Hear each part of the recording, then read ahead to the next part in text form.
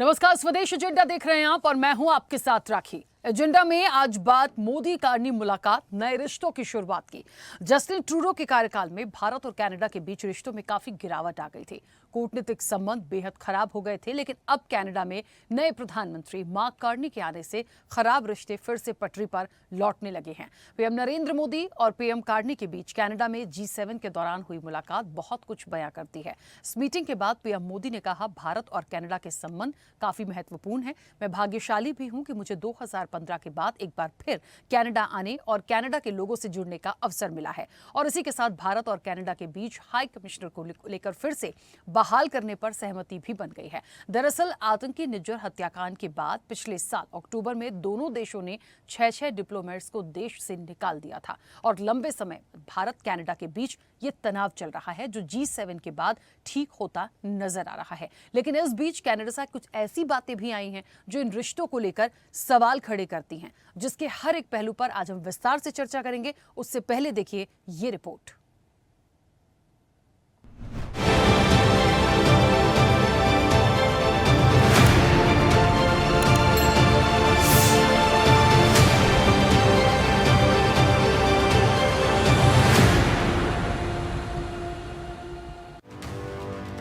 Canada में G7 के दौरान पीएम मोदी और कार्नी की मुलाकात ने दोनों देशों के रिश्तों में सुधार की कवायद शुरू कर दी है।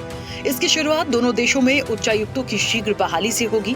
भारत कनाडा संबंध धीरे धीरे पटरी पर लौट रहे हैं। दोनों शीर्ष नेताओं ने व्यापार, संपर्क और लोगों के बीच संबंधों पर वरिष्ठ स्तर की चर्चा फिर से शुरू करने की प्रतिबद्धता जताई। साथ ही clean energy, digital infrastructure, artificial intelligence, खाद्य सुरक्षा और महत्वपूर्ण खनिज आपूर्ति श्रृंखलाओं में सहयोग की संभावना तलाशी। प्रधानमंत्री कार्नी और प्रधानमंत्री मोदी ने दोनों देशों में नागरिकों और बिजनेस को नियमित सेवाएं प्रदान करने के मकसद से नए उच्चायुक्तों को नियुक्त करने पर सहमति जताई है। दोनों शीर्ष नेताओं ने आपसी सम्मान, कानून के शासन और संप्रभुता और क्षेत्रीय अखंडता के सिद्धांत के प्रति प्रतिबद्धता पर आधारित कनाडा भारत संबंधों के महत्व की पुष्टि की। भारत कनाडा के नए रिश्तों की शुरुआत पर इन अहम बिंदुओं पर चर्चा हुई। दोनों देशों में उच्चायुक्तों की जल्द नियुक्ति पर बनी सहमति।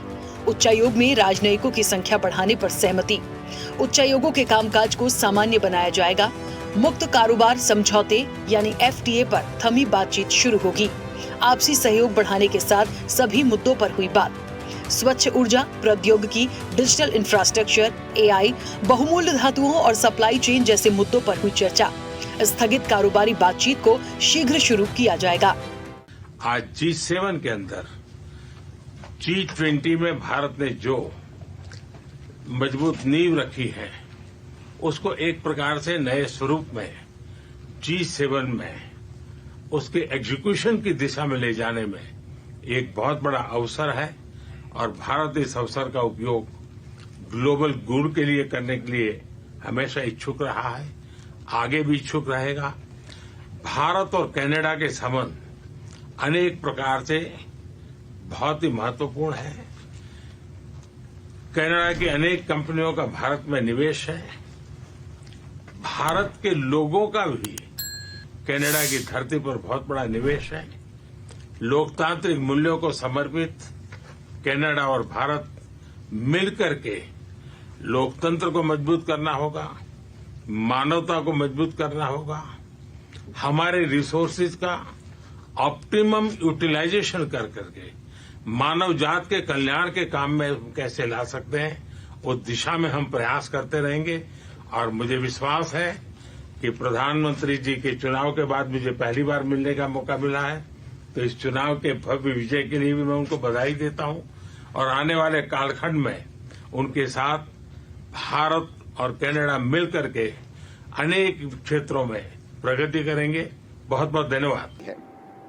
राष्ट्रपति ट्रंप ने प्रधानमंत्री मोदी से पूछा कि क्या वे कनाडा से वापसी में अमेरिका रुक कर जा सकते हैं। पूर्व निर्धारित कार्यक्रमों के कारण प्रधानमंत्री मोदी ने अपनी असमर्थता व्यक्त की। दोनों लीडर्स ने तब तय किया कि वे निकट भविष्य में मिलने का प्रयास करेंगे। राष्ट्रपति ट्रंप और प्रधानमंत्री मोदी ने इजरायल ईरान के बीच चल रहे संघर्ष पर भी चर्चा की। रूस यूक्रेन कॉन्फ्लिक्ट पर दोनों ने सहमति जताई कि जल्द से जल्द शांति के लिए दोनों पक्षों में सीधी बातचीत आवश्यक है और इसके लिए प्रयास करते रहना चाहिए। इंडो पैसिफिक क्षेत्र के संबंध में दोनों नेताओं ने अपने परिप्रेक्ष्य साझा किए और इस क्षेत्र में क्वाड की अहम भूमिका के प्रति समर्थन जताया। क्वाड की अगली बैठक के लिए प्रधानमंत्री मोदी ने राष्ट्रपति ट्रंप को भारत यात्रा का निमंत्रण दिया। राष्ट्रपति ट्रंप ने निमंत्रण स्वीकार करते हुए कहा कि वे भारत आने के लिए उत्सुक हैं। अब एक तरफ भारत कनाडा के नए रिश्तों की शुरुआत हो रही है तो दूसरी तरफ कनाडा की सीक्रेट एजेंसी CSIS ने अपनी रिपोर्ट में भारत पर कनाडा में विदेशी हस्तक्षेप का आरोप लगाया। CSIS की रिपोर्ट में कहा गया कि भारत ट्रांसनेशनल दमन यानी सीमा पार दमन में मेन रोल निभाता है।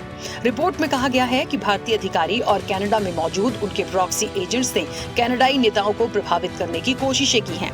इन भारतीय अधिकारियों ने कनाडा की नीतियों को भारत के हितों के मुताबिक मोड़ने की कोशिश की, खासकर खालिस्तान के मामले में। ये रिपोर्ट ऐसे समय पर आई है जब प्रधानमंत्री नरेंद्र मोदी और कनाडा के नए प्रधानमंत्री मार्क कार्नी ने G7 समिट में आपसी संबंधों को पटरी पर लाने की बात कही थी। खालिस्तानी उग्रवादी भारत में हिंसा के लिए कनाडा का इस्तेमाल कर रहे हैं।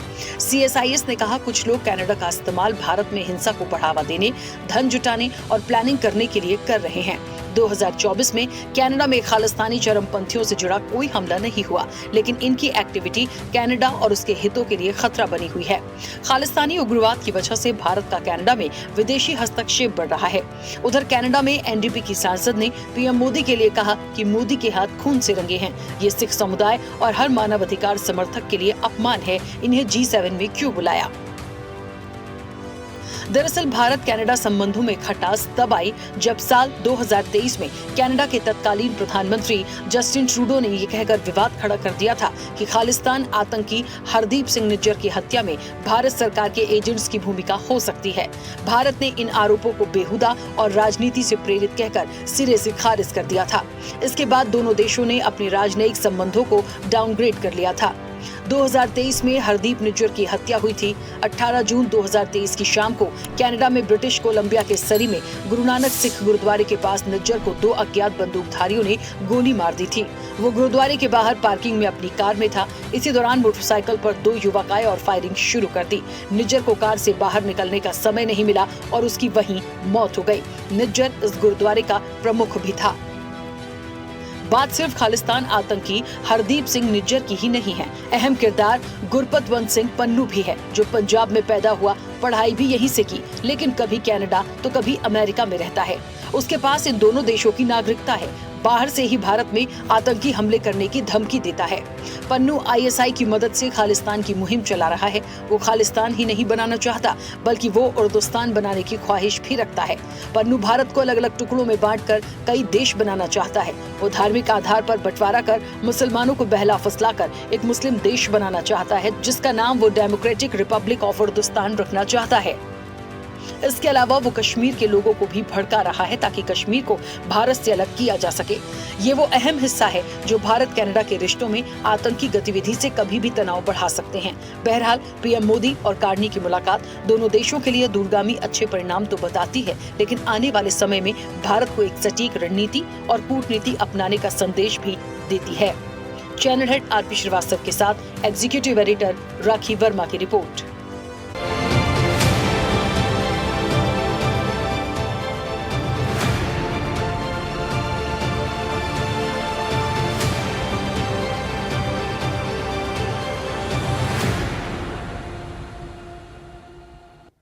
तो मोदी कार्नी की मुलाकात है, नए रिश्तों की शुरुआत है। इसे लेकर एक लेखक हैं और एक जर्नलिस्ट हैं, उन्होंने भी अपनी प्रतिक्रिया दी है। उन्होंने क्या कुछ कहा वो भी सुनाते हैं। You would be monumentally stupid to spoil relations with India. Canada and India are actually the match made in heaven in terms of trade is concerned, in terms of value sharing is concerned. We have a giant diaspora here. 7% of the Canadian population is of Indian origin. If you add other communities, it's even more. But of Indian origin, it's 7%. Now, why would you antagonize? And the irony is that if you go out and you poll Indians in Canada, whether Sikh, Hindu, Muslim, Christian, they're all fed up of the Khalistanis. But the Canadian political class seems to love them. So Harper was the aberration, and now Carney has come in as a surprise. So that means that what does it mean? India has only one security concern over here. It's the Khalistan issue. So that means Canada has promised us and assured us we'll look at it together. RCMP's head said that India is cooperating. We're very happy about it. These are all the right signs. So we are getting to hear what should have happened. And either now we have to conclude that Justin Trudeau and Jagmeet Singh were a nightmare, and we just have to forget the nightmare. The world is passing through a critical phase, and the G7 meeting that is taking place in Alberta will be a great opportunity for the world leaders to brainstorm and come up with solutions to find peace. Our Prime Minister Mark Carney has invited Mr. Narendra Modi from India, which is a welcome step. There have been issues between India and Canada in the past few years, and I hope during this meeting things are sorted out and a new path is chosen whereby both the countries develop and prosper. We need to have better relationship in trade, in investments, technology, and both India and Canada can prosper by this.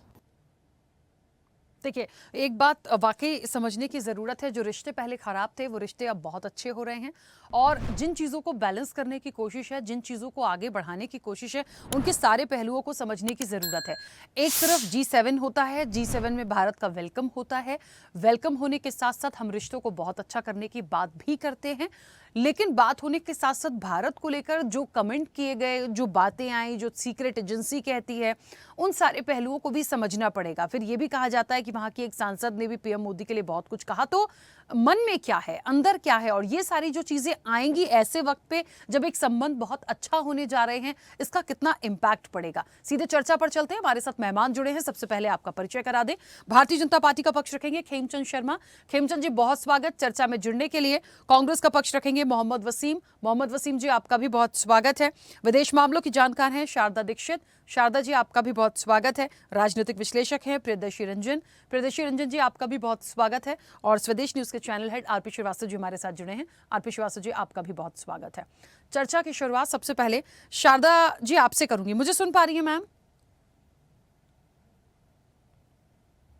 जी सुन पा रही हूँ मैं। सुन पा रही हूँ ma'am. ये जो एक नए रिश्तों की शुरुआत है, सब कुछ अच्छा करने की हम बात कर रहे हैं, लेकिन मैं आपसे पर्टिकुलर एक बात जानना चाहती हूँ। ये कनाडा की जो सीक्रेट एजेंसी है, इसने जिस तरीके के आरोप लगाए, या वहां से एक सांसद ने जिस तरीके के शब्दों का इस्तेमाल किया, और ये जो मुलाकात है, देखिए ट्रूडो के समय क्या था, निज्जर को लेके क्या हुआ, वो सब पहलू पर हम आएंगे, लेकिन ये महत्वपूर्ण होता है कि आज जो सब कुछ अच्छा होने की कोशिश हो रही है, उसके बीच ये सारे कमेंट भी क्या एक प्रश्न चिन्ह लगाते हैं भारत पर?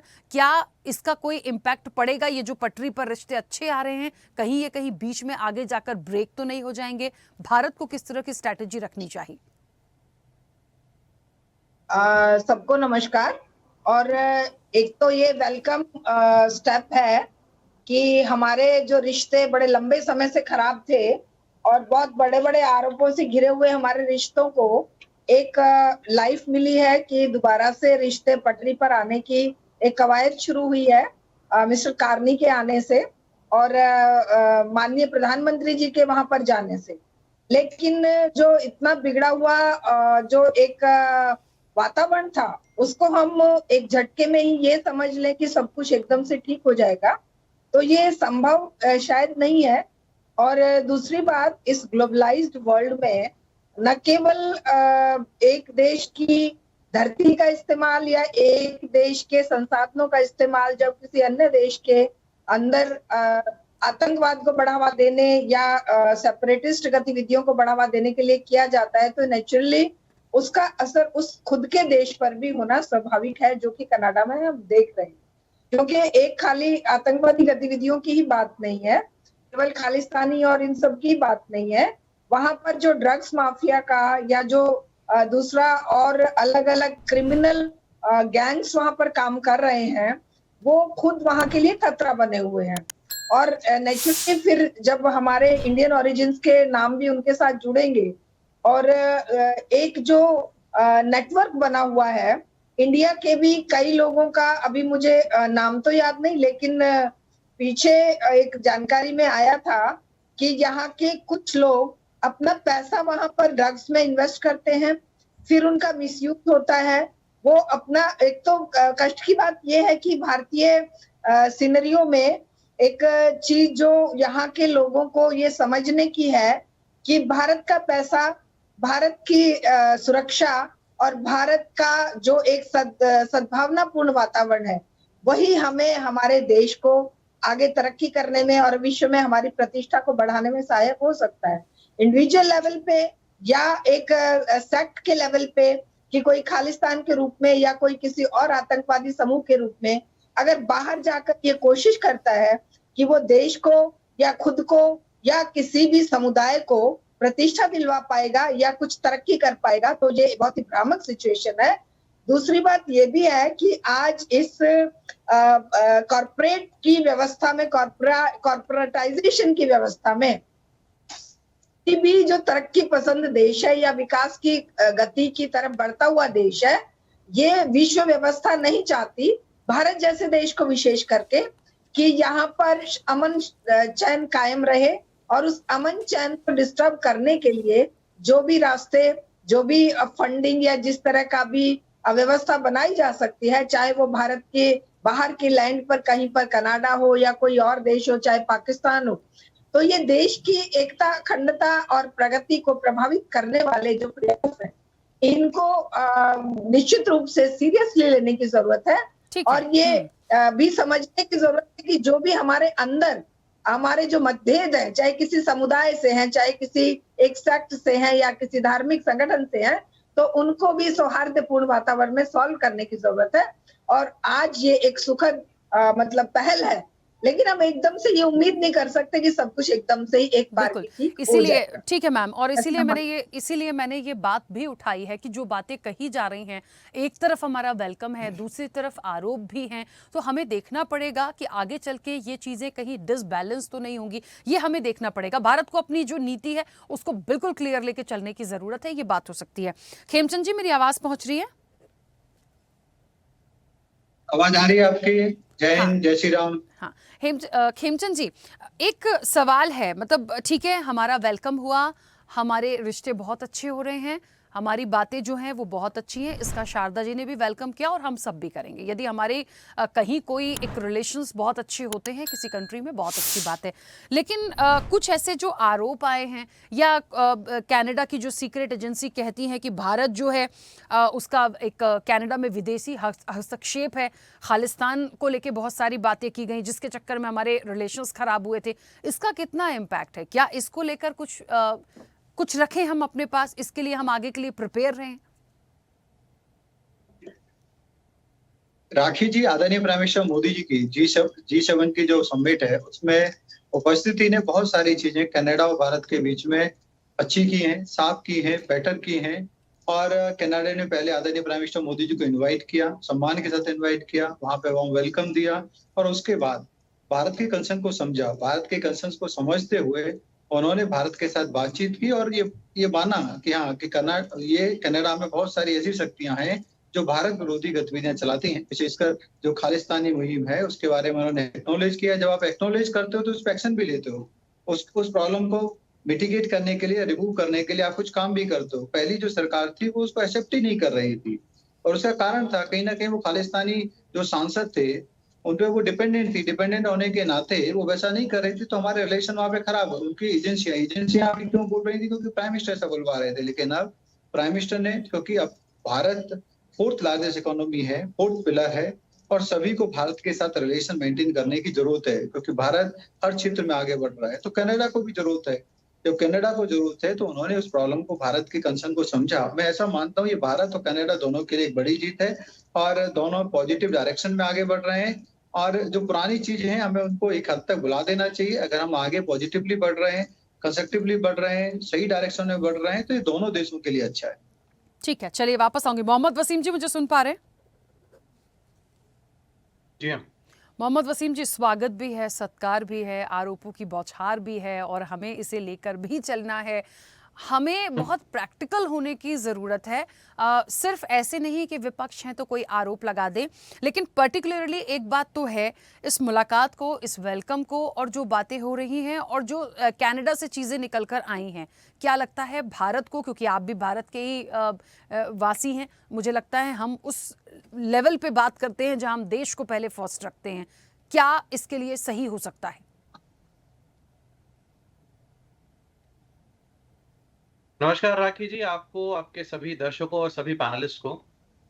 बिल्कुल, मैं आपकी बात से सहमत हूँ। हम सब भारतवासी हैं और हमें जब देश की बात आती है तो हम सबको एकजुट होकर एक साथ खड़े होने की ज़रूरत होती है। जैसा कि हम सब ने अभी जब पाकिस्तान के साथ वॉर था तो हम लोग सब एक साथ खड़े थे, कोई राजनीति किसी तरह की नहीं की गई थी।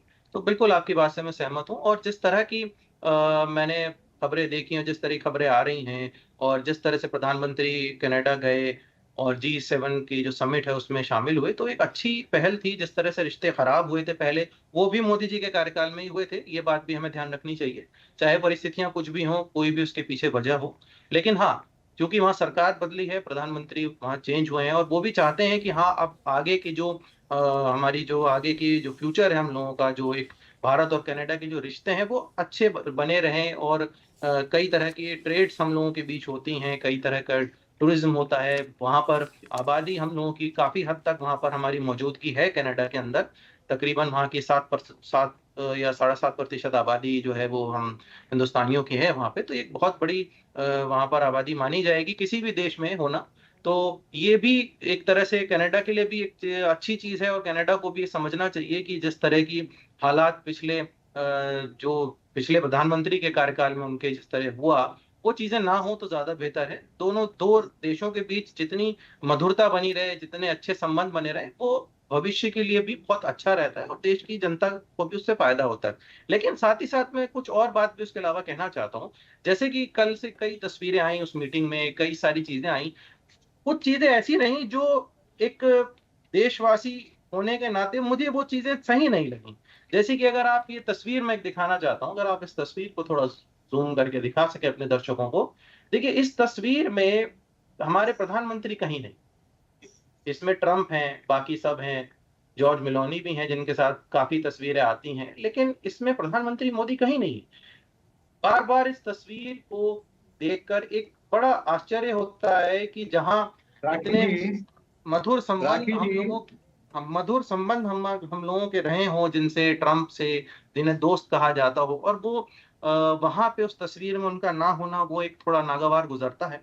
उसके अलावा जिस तरह के हालात देश में अभी पिछले राखी महीना जी, मैं डेढ़ जवाब महीने से देना चल रहे चाहता हूँ हैं, quickly। हाँ, खिमचंद जी, एक जिसमें सेकेंड। हमारा चाहे वो पहलगाँव में हुआ हमला हो, चाहे वो अभी प्लेन हादसा हो, देश में काफ़ी एक दुखी माहौल है, एक बड़ा मातम का माहौल है। उस टाइम पे प्रधानमंत्री जी का वहाँ फ्रांस के राष्ट्रपति से ये सवाल करना कि आप ट्विटर पे बहुत एक्टिव हैं, आजकल आप बहुत एक्टिव दिख रहे हैं, और एक बहुत ही खुशनुमा मिजाज से दिखाना, मतलब वो थोड़ा-सा एक आश्चर्य करता है कि इस तरह की चीज़ें नहीं होनी चाहिए। जैसे कि अगर इस तस्वीर को अगर मैं आपको दिखाऊँ तो देखिए, ये एक तस्वीर जो है ये थोड़ी थोड़ी दुःख देती है। ये बड़ी दुःख देने वाली तस्वीर है कि जिस समय देश में मातम का माहौल है, आप इस तरह हँसी-ठिठोले अगर आप कर रहे हैं विदेश में, और आप सिर्फ़ अपने आप को नहीं, आप एक पार्टी को नहीं, आप देश को रिप्रेज़ेंट कर रहे हैं राखी वहाँ पे, जी, आप देश के प्रधानमंत्री हैं। तो इन चीज़ों को थोड़ा-सा आश्चर्य होता है, दुखी भी मन होता है इससे। तो इन चीज़ों से बचना चाहिए। आप पूरे देश ठीक को है रिप्रेज़ेंट कर रहे हैं वहाँ पे। मोहम्मद वसीम जी, एक सेकंड मैं रोकूंगी। खेमचंद जी कुछ जवाब देना चाह रहे थे आप, बहुत जल्दी से बोलिएगा। देखिए, हमारे कांग्रेस के मित्र ने 2 फोटो दिखाए। मैं उनसे अनुरोध करूंगा कि कम से कम पढ़ लें। आप जयराम रमेश ना बने कि आपको माफी मांगनी पड़े। आपने वो फोटो दिखाया है जिसमें G7 के सदस्यगण दिखाई दे रहे हैं। क्या भारत G7 का पार्ट है? भारत और अन्य देशों को एक गेस्ट के तौर पे इनवाइट किया गया, और गेस्ट कब आए, कब एड ऑन हुए, कौन सी मीटिंग में थे? आदरणीय प्राइम मिनिस्टर मोदी उस समय तक तो कनाडा पहुंच भी नहीं पाए। कैसी बातें करते हैं कि उस फोटो में आदरणीय प्राइम मिनिस्टर मोदी जी नहीं है। कुछ तो थोड़ा सा सेंस रखो।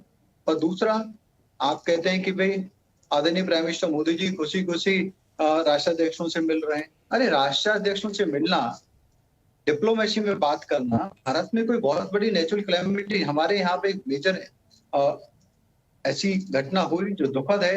आदरणीय प्राइम मिनिस्टर मोदी जी ने दुख उन्होंने जाहिर भी किया, बताया, घर गए, मिल के आए, वहां पे जो सहायता दी जा सकती दी, लेकिन अब विश्व स्तर पे, विश्व पटल पे एक बड़ा आयोजन है, वहां पे गए हैं और राष्ट्राध्यक्षों से मिल रहे हैं, अपनी इकोनॉमी मतलब अपने देश को रिप्रेजेंट कर रहे हैं, और आप कह रहे हैं कि वहां पे वो मातम वाला चेहरा, कैसी बातें कर रहे हैं।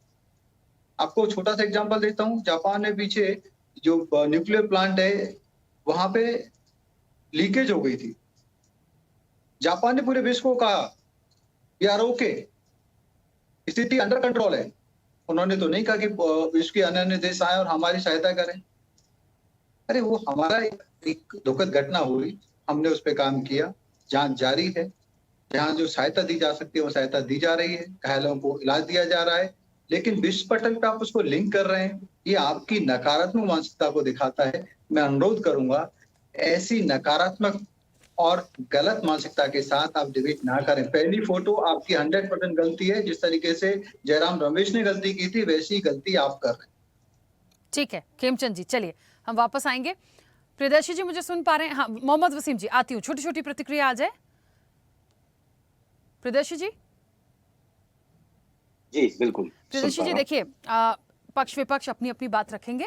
हमारा मेन कंसर्न है कि मोदी कार्नी मुलाकात जो है वो एक नए रिश्तों की शुरुआत है कनाडा के साथ। ये नए रिश्तों की शुरुआत हमारे लिए कितनी सार्थक होगी, जिन जिन पॉइंट्स पर बात हुई है उसे हम कैसे देखें, लेकिन हमें एक पॉइंट खटकता है और वो ये होता है कि जहां हम एक अच्छे रिश्तों की शुरुआत कर रहे हैं उसका बहुत अच्छा वेलकम हुआ है, वहां पे कनाडा की यदि कोई एजेंसियां भी सवाल उठा दे या खालिस्तान को लेके ऑलरेडी जो संबंध खराब हुए थे, मैं एक जिक्र करूंगी पन्नू का, जिसका अक्सर रहना होता है कनाडा में और अमेरिका में, दोनों जगह की नागरिकता भी है।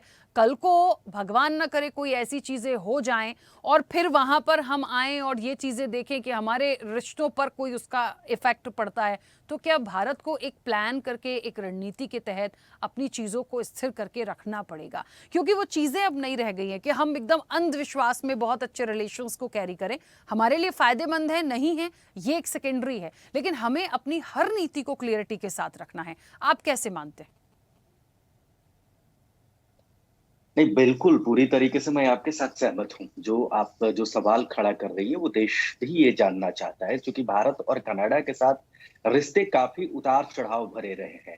कभी भारत और कनाडा के बीच विश्वास का रिश्ता नहीं रहा, कुछ अपवादिक दशाओं को छोड़ दिया जाए, शासन किसी का भी रहा हो भारत में या कनाडा में किसी का रहा हो, तो कुछ एक मौकों को छोड़ दिया जाए। 1950 में जब पहली बार भारत और कनाडा के बीच राजनयिक संबंध बने, उसके बाद से ही लगातार संबंधों में उतार चढ़ाव रहा। 1974 की जो घटना हुई, वो एयर इंडिया वाली जो घटना, ये माफ करिएगा, 1974 में जब भारत में परमाणु परीक्षण वाला जो मामला था, उस मामले में कनाडा ने असंतोष जताया था। उसके बाद इस तरीके से खालिस्तानियों का समर्थन किया। भारत ने प्रधानमंत्री खोया खालिस्तानियों की वजह से, और वो इंदिरा गांधी की मैं बात कर रहा हूँ, खालिस्तानी समर्थकों की वजह से ही तो भारत ने अपना एक प्रधानमंत्री खोया। तो और वो खालिस्तानी कहाँ से समर्थित हो रहे हैं, कहाँ से प्रायोजित हो रहे हैं, कहाँ से पोषित हो रहे हैं? कनाडा से। उस समय भी कनाडा से हो रहे थे, ऐसा नहीं है कि आज कनाडा से हो रहे हैं, उस समय भी वे कनाडा से हो रहे थे। तो ये सरकार पर सवाल, किसी की भी सरकार रहेगी, विश्वसनीयता का एक मामला रहेगा कि आप किस विश्वास के साथ कनाडा पर भरोसा कर रहे हैं। 2005 और 2010 के बीच में कनाडा और भारत के बीच रिश्ते सामान्य हुए थे। बहुत सारे छात्र कनाडा पढ़ने गए, बहुत अच्छे रिश्ते भारत और कनाडा के बीच बने, लेकिन फिर संबंधों में बिगाड़ आ गया। 2015 में प्रधानमंत्री मोदी जी भी गए थे, यूरेनियम समझौता भी हुआ था। 10 साल बाद फिर प्रधानमंत्री मोदी गए हैं। मैं ये नहीं कह रहा हूं कि प्रधानमंत्री मोदी का कदम गलत है, होना ही चाहिए, बिल्कुल होना चाहिए। जिस तरीके से भारत के लिए गजवाए हिंद का नारा देकर के आतंकवाद फैलाने वाले लोग भारत के लिए परेशानी का सबब है, उसी तरीके से ये जो खालिस्तानी है ये भी उतने ही बड़े भारत के लिए परेशानी का सबब है। और इस परेशानी के सबब को किस तरीके से दूर किया जाए? जिस तरीके से दूर किया जाए, प्रधानमंत्री देश जो प्रधानमंत्री है उन्होंने अगर प्रयास किया है तो उनका निश्चित तौर पर प्राइमा फेसिया वेलकम होना चाहिए। लेकिन इस सवाल के साथ भी कि आपके रिश्ते कभी भी अच्छे नहीं रहे हैं। भारत और कनाडा के बीच $10 अरब का व्यापार है, 2022 तक 10 अरब डॉलर का था। इसके बावजूद रिश्तों में गर्मी कभी नहीं रही, अभी दिख रही है। अभी उदाहरण के साथ, जैसे 24 घंटे भी नहीं हुए, 24 घंटे के भीतर कनाडा ने खालिस्तानियों पर अंकुश करने के लिए टास्क फोर्स बनाया, प्रोजेक्ट पॉलिशियन या कुछ इस तरीके से नाम दिया। उसने कुछ काम, शायद मुझे जहां तक जानकारी है, उसने कुछ काम भी किया है, कुछ लोगों का धरपकड़ भी किया है। वहां की जो एजेंसी है CSIS, जो वो इस मामले को पूरी गंभीरता से लेने लगी है। तो लग रहा है कि रिश्ते सुधरेंगे, कैसे सुधरेंगे पता नहीं। और भारत का देखा है कि कुछ इस तरीके से रिश्ते कुछ देशों के साथ रहे कि उन पर भरोसा भारत ने किया, लेकिन वो पूरी तरीके से उस पर खरे नहीं उतरे। तो दूध का जला छाछ भी फूंक करके पीता है। तो भारत बिल्कुल इस समय दूध का जला हुआ है और छाछ भी फूंक फूंक कर पिएगा। कनाडा के साथ रिश्ते सामान्य करने की कोशिश होगी, लेकिन भारत किसी गलतफहमी में नहीं रहेगा कि हमारे संबंध पूरी तरीके से सुधर गए हैं और पूरी तरीके से कनाडा प्रायोजित खालिस्तानी समर्थक भारत में नहीं, भारत को परेशान नहीं करेंगे, ऐसा नहीं माना जा सकता है। तो जो आप सवाल खड़ा कर रही थी वो देश के लिए बुनियादी सवाल है। भारत और कनाडा के बीच रिश्तों के बेहद बुनियादी सवाल है, क्योंकि कनाडा हमेशा से भारत की संप्रभुता और अखंडता दोनों के लिए खतरा बना हुआ है। जिस तरीके से पाकिस्तान भारत की संप्रभुता और अखंडता के लिए खतरा है, उसी तरीके से कनाडा भी कभी रहा है। संबंध बन और बिगड़ रहे अलग बात है, लेकिन खतरा तो रहा। जिस खालिस्तानियों को जिस तरीके से समर्थन दिया, वहां एक आतंकवादी मारा गया था तो उसको कनाडा ने कहा कि भारत ने मरवाया है, वगैरह वगैरह की बातें। किसान आंदोलन के दौरान भारत के आंतरिक मामलों में हस्तक्षेप करने की कोशिश कनाडा ने की। कनाडा ने बता दिया था कि ये किसान आंदोलन सही है और वगैरह वगैरह की जो चीजें हुई। खालिस्तान समर्थकों ने किस तरीके से लाल किला के भीतर तांडव मचाया था, किसी से छुपा हुआ नहीं है। तो इस पर अगर अंकुश लगाने की कोशिश हो रही है तो ये एक बहुत बड़ी बात है और जरूरी है कि किसी भी समस्या का समाधान बातचीत से निकाला जाए। युद्ध और मारपीट, गोली बंदूक, ये तो बात की बातें हैं, लेकिन अगर कोई मसला अगर सुधर रहा है, सुलझ रहा है बातचीत से, तो वो ज्यादा बेहतर है। और मुझे भी इसमें पॉजिटिव होप लग रहा है कि ये संबंध सुधरेगा आगे आने वाले दिनों में। बिल्कुल ठीक है, वापस आऊंगी। आरपी श्रीवास्तव जी, कहते हैं ना कि हर मुद्दे पर बात हो गई है और संबंधों में मिठास आएगी। हम इसका वेलकम क्योंकि कर रहे हैं, हमें G7 में बुलाया गया, कनाडा है, कनाडा में हम गए, मुलाकात हुई है, संबंध अच्छे होंगे, सब कुछ अच्छा होगा। लेकिन जितनी बात हुई है, हर सेक्टर पर बात हुई है, क्या क्या करना है, पूरी प्लानिंग है, कुल मिला के मिठास दिखती है। लेकिन इस पर जो नमक डालने का काम पहले किया गया है, जो पहले प्राइम मिनिस्टर थे ट्रूडो के टाइम पे जो हुआ, वहाँ से रिश्तों में खटास आई, बहुत ज़्यादा परेशानियाँ हुई। अभी भी कुछ लोगों ने विरोध किया, जैसे कि कनाडा की सीक्रेट एक एजेंसी की मैं बात कर लूँ, हम पन्नू का जिक्र करेंगे, हरदीप सिंह निज्जर के मामले में क्या हुआ था। ये सारी बातों को हमें देखते हुए देखना पड़ेगा कि हम स्वागत तो करें, लेकिन क्या उस मिठास में जो नमक डालने की कोशिश हो सकती है, क्या हम बिल्कुल कितना विश्वास हम कर लें इस वक्त कनाडा पर? देखिए राखी, जहाँ तक विश्वास करने का सवाल है, जो पुराने जो संबंध उतार चढ़ाव वाले रहे हैं, ऐसे स्थिति में विश्वास करना तो बड़ा मुश्किल हो जाता है। लेकिन एक सबसे बड़ी बात आप देखिएगा, जब जस्टिस ट्रूडो थे उस समय किस तरह की परिस्थितियाँ निर्मित थी। भारत और कनाडा के बीच में संबंध खराब हुए और एक तरह से राजनयिक संबंध भी का विक्षेप हुआ, जबकि एक बहुत बड़ा व्यापार है, 10 अरब डॉलर का व्यापार है भारत और कनाडा के बीच में। लेकिन एक खालिस्तानी समर्थक अगर कोई प्रधानमंत्री ही हो जाए किसी देश का, तो ऐसे में क्या कहा जा सकता है। दूसरी बात यह है कि जब चुनाव हुए तो कयास लगाया जा रहा था, बराबर ट्रूडो को ये भरोसा था कि खालिस्तानियों के दम पे वो सरकार में वापस आ जाएंगे, जबकि उनको पूरी वहाँ की आवाम ने नकार दिया। एक तरह से जो है कॉर्नी वहाँ पर वहाँ के प्रधानमंत्री बने। तो मतलब ये है कि पूरा स्पष्ट है कि वहाँ की आवाम भी जो है खालिस्तानियों का समर्थन नहीं करती है। कुछ समूह हैं जो निश्चित रूप से वहाँ से आतंकवादी गतिविधियाँ अपने देश में फैलाते रहे, और जिसका नतीजा है कि खालिस्तान समर्थक, चाहे पन्नू हो जो जिसकी दो देशों की नागरिकता है, हमेशा किसी न किसी मुद्दे पर धमकियां देते रहता है। आए दिन आपने देखा होगा, कभी राम मंदिर को उड़ाने की धमकी दे देता है, कभी कुछ कर देता है। ऐसा व्यक्ति, बेलगाम व्यक्ति अगर कनाडा में है, तो तब हम ये मान सकते हैं राखी कि वहाँ पर अभी भी ज़रूरत है बहुत सारी चीज़ों को समझने की। भारत को अपना कदम जो है बाकायदे एक तरह से समझ बूझ के रखने की ज़रूरत है। लेकिन एक दूसरी तरफ आप जाइए, जब वहाँ की आवाम ने समर्थन दिया कॉर्नी को, तो सबसे पहले जो है G7 में जिस तरह का आमंत्रण प्रधानमंत्री जी को मिला, निश्चित रूप से भारत के लिए बड़ी अच्छी पहल है। और हम ये मान के चलते हैं कि ये जो कूटनीतिक पहल हुई है वो भारत के हित में हुई है। दूसरी सबसे बड़ी बात है, कॉर्नी खुद समझते हैं कि भारत के साथ व्यापार करने में उनको काफ़ी जो है सहूलियत है। तो ये एक जो है एक वहाँ के आवाम की जो भावना थी उसको लेकर के कॉर्नी ने जो है भारत के प्रधानमंत्री को बुलाया और न्योता दिया, वो भी G7 में जिसका भारत सदस्य भी नहीं है। तो ये कितनी अच्छी पहल। अभी मैं प्रधानमंत्री जी का संबोधन सुन रहा था जिसमें तमाम सेक्टर पर प्रधानमंत्री जी ने एक दूसरे के परस्पर सहयोग की बात की, इंफ्रास्ट्रक्चर को लेकर के, AI को लेकर के, व्यापार को लेकर के, इन सारी चीज़ों को लेकर के प्रधानमंत्री जी ने जो उद्बोधन किया वहाँ पर वो भी काबिले तारीफ़ है। एक सबसे बड़ी बात यह है कि उन्होंने कहा कि ये दोनों देश मानवता को लेकर के आगे बढ़ेंगे। अब सवाल है कि एक तरफ आतंकियों को पालने वाला देश और दूसरी तरफ जो है भारत। अब इन दोनों को देखिए, मानवता की अगर कोई मिसाल कायम कर सकता है तो दोनों देश मिल करके कर सकते हैं, लेकिन फिलहाल वहाँ पर आतंकवादी गतिविधियों को रोकना पड़ेगा। यदि वो आतंकवादी गतिविधियों को रोक नहीं पाते हैं, इसका मतलब ये मामला जो है इतनी आसानी से हल होने वाला नहीं है।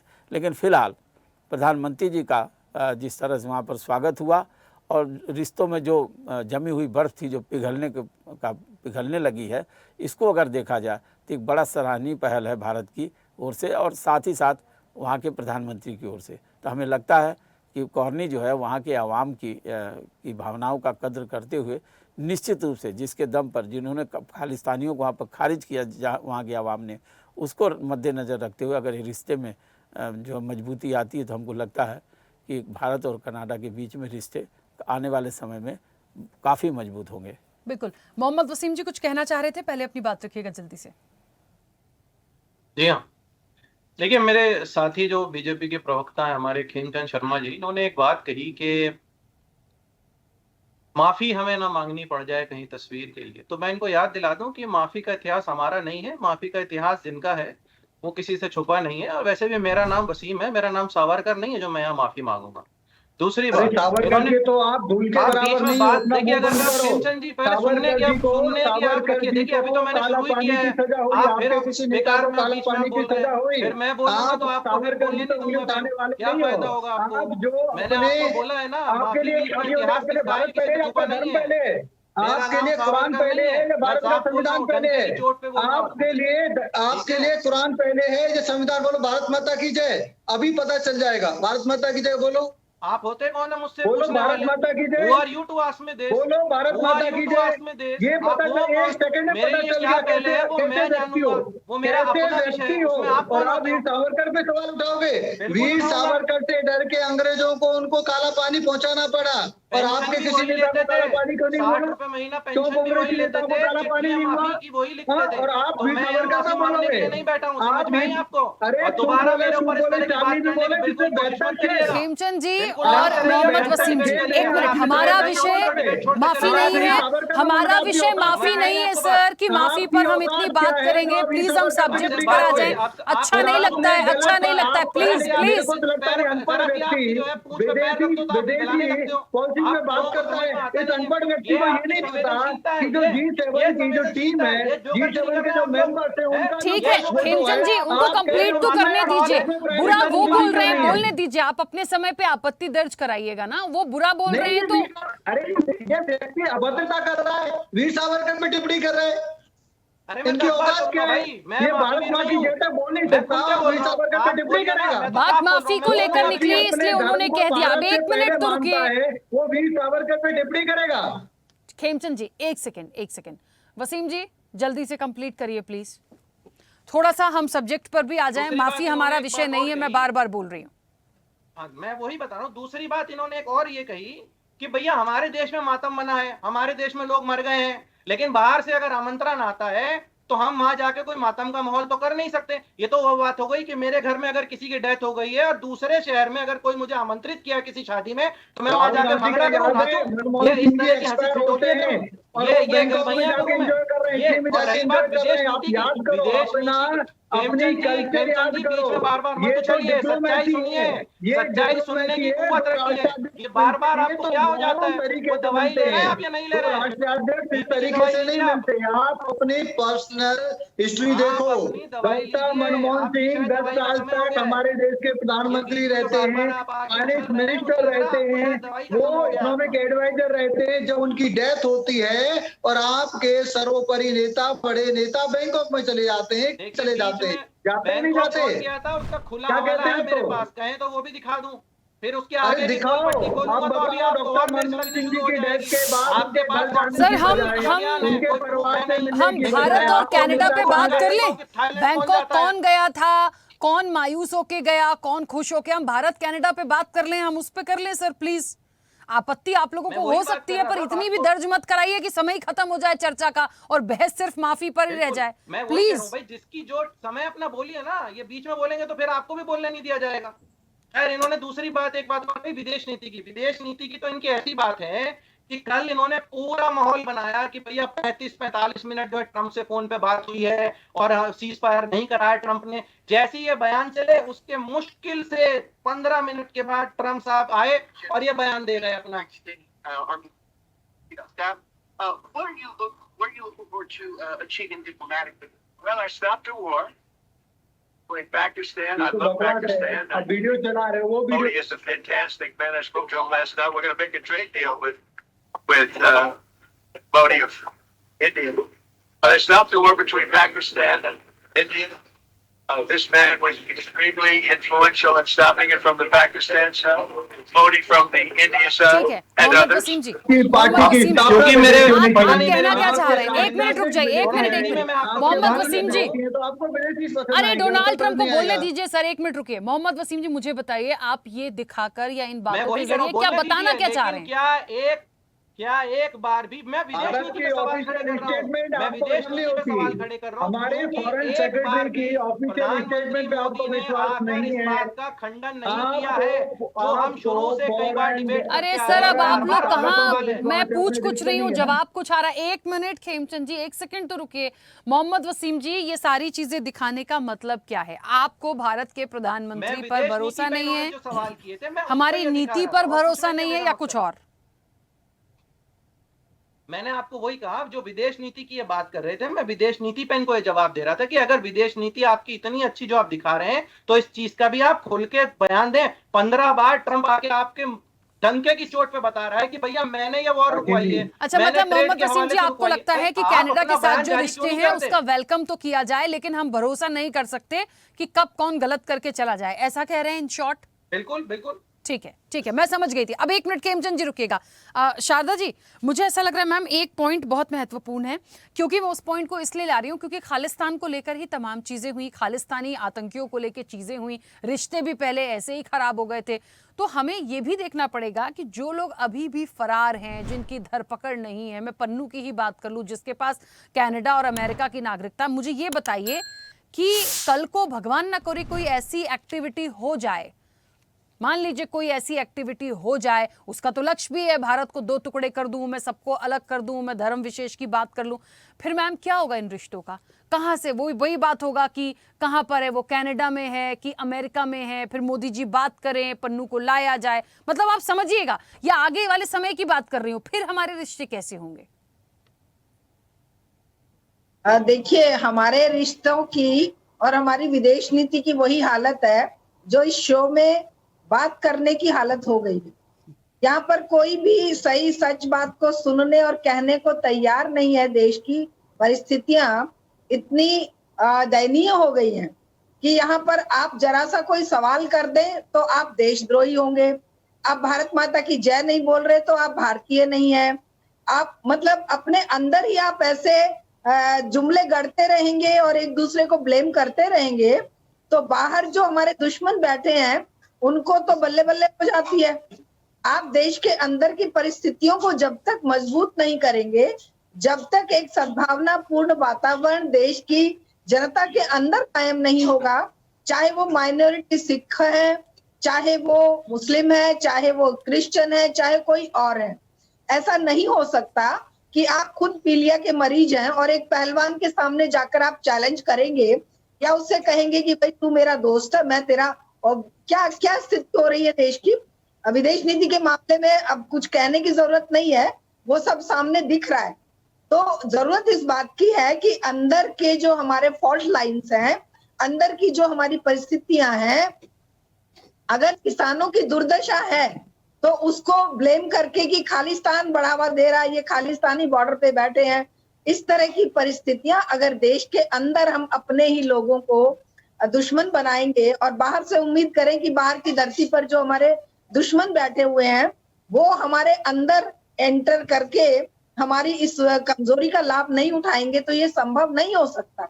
इसलिए जरूरी है कि जो सवाल किए जाते हैं उन सवालों को सही तरीके से हैंडल किया जाए, सही जवाब दिए जाए, बजाय तू मैं और बजाय एक दूसरे को देशद्रोही या छोटे छोटे मुद्दों को लेकर छिछालेदर करने के। गंभीर मुद्दों को लेकर हमें लगातार पक्ष और विपक्ष दोनों को बैठकर, हम तो कहेंगे कि जितने भी हमारे अंदर की कम्युनिटीज हैं, सबकी सद्भावना लेकर, सबकी समस्याओं के समाधान लेकर, तब बाहर सीना तान कर, चाहे वो कनाडा है, चाहे पाकिस्तान है, और चाहे, क्योंकि इस व्यवस्था में, इस जो कैपिटलिज्म की व्यवस्था है, इसमें भारत जैसे देशों को डिस्टर्ब किए बिना उनके बिजनेस नहीं चल सकते। उन्हें टेररिज्म, आतंकवाद और ये हमारे युद्धों के बिना उनकी अर्थव्यवस्थाएं नहीं चल सकती। लेकिन हम लोगों की तो रोटी रोजी का सवाल है, हमारे तो बच्चों की शिक्षा, चिकित्सा, बिजली, पानी, सड़क सुरक्षा, और हमारी तो रोटी का सवाल है। और इन लोगों की तो मौज मस्ती है कि जितने विद्रोह होंगे, जितने आतंकवादी हमले होंगे, जितने युद्ध होंगे, उनकी व्यवस्थाएं तो फले फूलेंगी, अर्थव्यवस्थाएं। हम किस बात के लिए हथियारों के सौदे करने के लिए उनकी अर्थव्यवस्थाओं को पल्लवित करेंगे? हमें तो अपने बच्चों को, अपने लोगों को अपने प्यार प्रेम से, ना कि सवाल करके कि तू ये, तू वो, तू देशद्रोही है, तेरा ये है, तेरा वो, इस तरह की बातें हमें बहुत कष्ट देती है, सच बताएं। ठीक है मैम, एक सेकंड रोकूंगा आपको। प्रियदर्शी जी, हाँ बिल्कुल ठीक है। प्रियदर्शी जी, एक महत्वपूर्ण सवाल है जो मैं विरोध की बात कर रही थी। देखिए, कनाडा की जो सीक्रेट एजेंसी जिस पर काम कर रही है, आपने भी उसका इसके पहले जिक्र किया था, लेकिन हमें एक पहलू ये भी देखना पड़ेगा, क्योंकि चर्चाओं में ये भी है कि जब विरोध आता है तो बहुत सारी जगह से आता है। वहाँ की एनडीपी की सांसद हैं, उन्होंने भी पीएम मोदी को लेकर बोला G7 में क्यों बुलाया, और ये उनके हाथ खून से रंगे हैं, ये सिख समुदाय और मानवाधिकार समर्थक के लिए। पर जब इस तरह की चीज़ें आती हैं, इस तरह के ट्वीट्स आते हैं, इस तरह की जब बातें होती हैं, पब्लिक डोमेन में आती हैं, तो ये सवाल खड़े करती हैं कि हमारा यदि वेलकम है तो हमारा विरोध भी है। ना जाने ये आगे किस रूप में कब बदल जाएगा। तो हम इसके लिए अपनी किस रणनीति को लेकर चले, हम उसी चीज पर बात कर रहे हैं। हम एकदम आंख बंद करके नहीं बढ़ सकते। भले ही एक व्यक्ति का विरोध हो, भले ही 4 व्यक्ति का विरोध हो, विरोध तो विरोध होता है। हाँ बिल्कुल, विरोध होता है और बड़ा विरोध है। अभी प्रशासनिक स्तर पर, शासन के स्तर पर भारत और कनाडा के रिश्ते सुधरे हैं, लेकिन खालिस्तान जो कि एक विचार है, वो विचार कैसे खत्म होगा, इस पर भी काम करने की जरूरत है। एक देश के साथ तो हमारे संबंध सुधर जाएंगे, सुधर रहे हैं। कनाडा के साथ ऐसा नहीं है कि कभी संबंध अच्छा था ही नहीं। कनाडा से हमारे भारत के संविधान में बहुत कुछ लिया गया है। ये संघात्मक जो प्रणाली है भारत में, ये कनाडा से ही ग्रहण किया गया है। वन जुडिशियरी का जो सिस्टम है, ये कनाडा से ही लिया गया है। भारत में जो राज्यों और केंद्र के बीच में जो शक्ति का वितरण होता है, वो भारत के संविधान में कनाडा से लिया गया है। राष्ट्रपति का जो परामर्श करने की, जो जुडिशियरी से, सुप्रीम कोर्ट से और राष्ट्रपति का जो परामर्श करने का जो तरीका है, वो भी कनाडा से लिया गया है। तो बहुत सारी चीजें कनाडा से ली गई है। इतिहास है भारत और कनाडा का भी। लेकिन जो आप बार बार सवाल खड़ा कर रही हैं, वही सवाल महत्वपूर्ण है कि खालिस्तान जो कि एक विचार है, इस विचार को कैसे खत्म किया जाए। क्योंकि इस विचार को खत्म करने में देश ने बहुत कुछ खोया है। और सवाल भारतीय जनता पार्टी और कांग्रेस की सरकारों की विदेश की नीतियों का नहीं है, उससे भी बड़ा सवाल है खालिस्तान विचारों को किस तरीके से दमन किया जाए। दमन कह रहा हूं क्योंकि इनका तो दमन करना पड़ेगा। भूल रहे हैं, कांग्रेस के लोग आरोप लगाते हैं, भारतीय जनता पार्टी के लोग कांग्रेस पर आरोप लगाते हैं, ये दोनों लोग एक दूसरे पर आरोप लगाते हैं। लेकिन दोनों लोगों को ये याद रखना चाहिए कि ये खालिस्तानियों ने दोनों की सरकारों को परेशान किया है बिल्कुल, ठीक है। वैचारिक स्तर पर। प्रियदर्शी कांग्रेस जी की तो अपना रुकूंगी सर प्रधान- क्योंकि जी, समय की सीमा है। जी। आरपी श्रीवास्तव जी वैसे तो समय हो गया पर बहुत संक्षिप्त प्रतिक्रिया जल्दी से। देखिए ये बात तो तय है राखी कि वहाँ पर जो खालिस्तानियों का एक तरह से जिसको कहा जाता है वहाँ पोषित किया जा रहा है। सबसे बड़ी बात है कि वो भारत के लिए खतरा है और वहाँ की सरकार, वर्तमान सरकार उस दिशा में क्या कदम उठाती है इसको देखना होगा। दूसरी बात है कि जो राजनयिक संबंध अगर बहाल होते हैं, हमारे व्यापारिक संबंध मजबूत होते हैं तो निश्चित रूप से एक जो नए रिश्ते की शुरुआत हो रही है जो कभी एक तरह से पूरी तरह से टूट चुका था, तो ऐसी शुरुआत हो रही है और इसका स्वागत किया जाना चाहिए। भारत हमेशा से प्रयास करता रहा है। प्रधानमंत्री जी की इस यात्रा में ये प्रयास दर्शाया भी गया है कि हम मानवता के जो है पैरवीकार हैं और इस तरह की अगर गतिविधियाँ किसी देश से होती हैं तो निश्चित रूप से संबंधों में कभी न कभी तो खटास आने की संभावना बढ़ती है। बिल्कुल, चलिए क्योंकि समय भी हो गया है। आप सभी मेहमानों का बहुत शुक्रिया इस चर्चा में जुड़ने के लिए। एक महत्वपूर्ण बात है, मोदी कार्नी की जो मुलाकात है, नए रिश्तों की शुरुआत हो गई है, लेकिन चर्चा से एक बात जो समझ में आई है, जो मूल प्रश्न था कि शुरुआत हुई है पर विश्वास अंधविश्वास नहीं करना है। हमें अपनी नीतियों को, हमें अपनी रणनीतियों को, हमारी स्ट्रैटेजी क्या कहती है, हमें उसके अकॉर्डिंग आगे चलने की और काम करने की जरूरत है। रिश्ते अच्छे हैं, हमारा स्वागत हुआ, वेलकम हुआ, बहुत अच्छी बात है, लेकिन हमें भी अपने स्टैंड पर चीजों को और डिसीजन लेना पड़ेगा। फिलहाल चर्चा में इतना ही। बने रहिए स्वदेश न्यूज के साथ। सबसे पहले देश। ऐसे ही वीडियोस के लिए लाइक करें, शेयर करें, फॉलो करें। YouTube पर जाकर सब्सक्राइब कर बेल आइकन दबाना ना भूलें और ताजा अपडेट्स के लिए स्वदेशलाइव.com पर जरूर जाएं।